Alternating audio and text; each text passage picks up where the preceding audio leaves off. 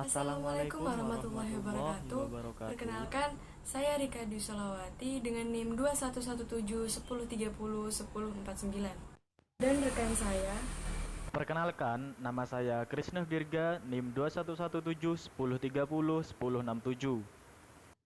Kami dari Universitas Jember, Fakultas Teknologi Pertanian, Program Studi Teknologi Industri Pertanian. pada kesempatan kali ini kami akan membahas tentang produk biotransformasi yaitu nata de pineapple. Yuk langsung ke videonya.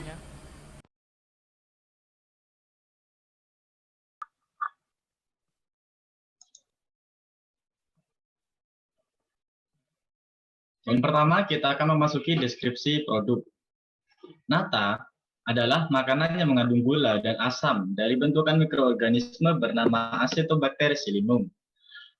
Nata menyerupai gel, tidak larut dalam air, dan terbentuk pada permukaan media fermentasi. Nata berwarna putih transparan.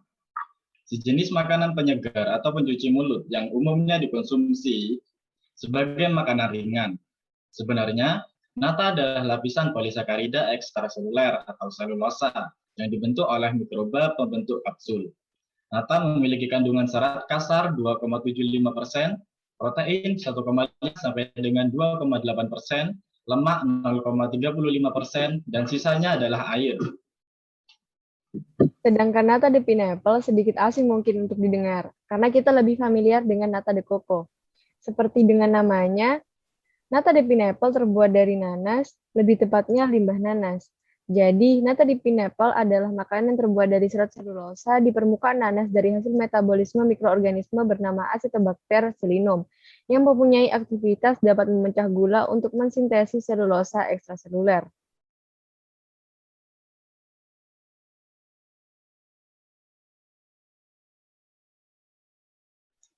Selanjutnya, kita akan masuk kepada deskripsi mikroba yang kami gunakan dalam pembuatan nata de pineapple.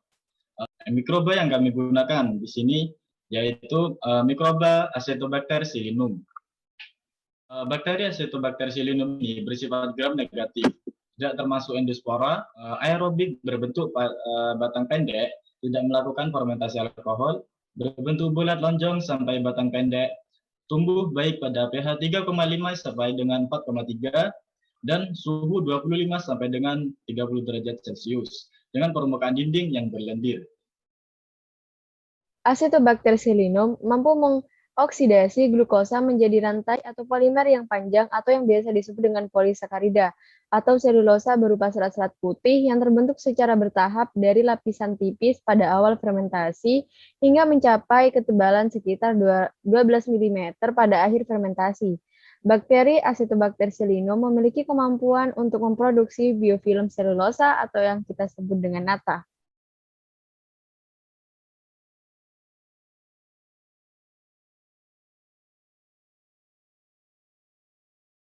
Selanjutnya kita masuk kepada persyaratan tumbuh atau kondisi reaksi. Pertumbuhan dari bakteri Acetobacter sillinum dipengaruhi oleh beberapa faktor sebagai berikut. Yang pertama yaitu nutrien.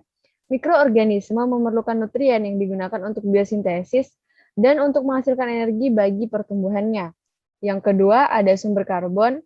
Bakteri untuk menghasilkan nata membutuhkan sumber karbon yang dapat digunakan dalam fermentasi nata. Senyawa karbohidrat yang tergolong monosakarida atau disakarida. Lanjut ke nomor 3 yaitu sumber nitrogen. Sebagai mikroorganisme dapat memanfaatkan sumber nitrogen organik dan anorganik. Nitrogen ini berfungsi sebagai nutrisi pertumbuhan sel dan pembentukan enzim. Lanjut ada pula air yang sangat penting.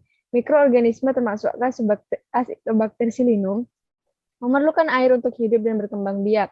Oleh karena itu, pertumbuhan sel mikroorganisme dalam suatu makanan sangat dipengaruhi oleh jumlah air atau kadar airnya. Selanjutnya, ada keasaman pH pada media. Laju pertumbuhan bergantung pada nilai pH.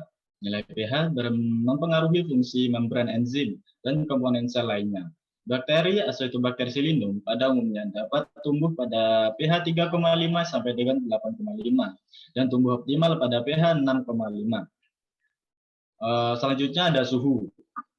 Suhu kultivasi berpengaruh terhadap pertumbuhan sel dan terhadap efisiensi konversi substrat menjadi massa sel. Suhu untuk pertumbuhan Acetobacter pseudomonas berkisar antara 25 sampai dengan 31 derajat Celcius. Suhu optimal untuk menghasilkan selulosa mikrobial yaitu 30 derajat Celcius. Acetobacter pseudomonas mati pada suhu 65 sampai dengan 70 derajat Celcius. Yang ketujuh ada oksigen. Bakteri Acetobacter pseudomonas merupakan mikroba aerobik. Dalam pertumbuhan, perkembangan, dan aktivitasnya, bakteri ini sangat memerlukan oksigen. Bila kekurangan oksigen, bakteri ini akan mengalami gangguan dalam pertumbuhannya dan bahkan akan segera mengalami kematian.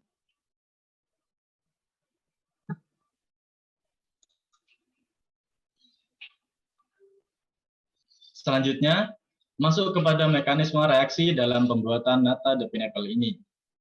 Dalam pembuatan nata, reaksi yang terjadi adalah sintesis selulosa, seperti reaksi yang ada pada gambar di atas ini.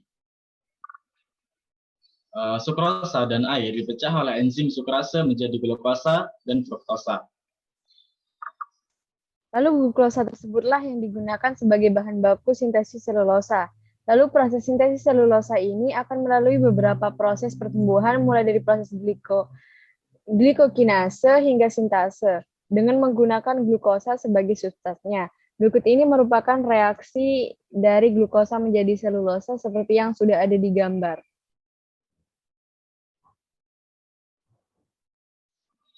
Yang terakhir, kita memasuki nilai tambah produk dari produk nata de Pinapple ini. Tentunya, produk biotransformasi memiliki nilai tambah, begitu pula dengan nata de Pinapple ini. Yang pertama, memiliki nilai ramah lingkungan dikarenakan limbah nanas yang biasanya dibuang bisa menjadi produk makanan. Yang kedua, memiliki nilai nutrisi, yaitu sebagai sumber nutrien dan kaya serat. Dan yang ketiga, nilai rasa. Rasa dari nata de Pinapple ini memiliki rasa yang khas dan segar dari nanas, membuat nata ini memiliki ciri khas dari nata biasanya. Dan nilai yang tak kalah penting dari nilai tambah produk nata de Pinapple yaitu nilai jualnya. Seperti yang kita ketahui bahwa nata sangat diminati karena rasanya yang enak. Ditambah lagi dengan varian baru yaitu nanas, pastinya akan membuat nilai jual menjadi tinggi. Sekian pemaparan tentang produk biotransformasi dari kami. Semoga bermanfaat. Kurang lebihnya mohon maaf. Wassalamualaikum warahmatullahi wabarakatuh.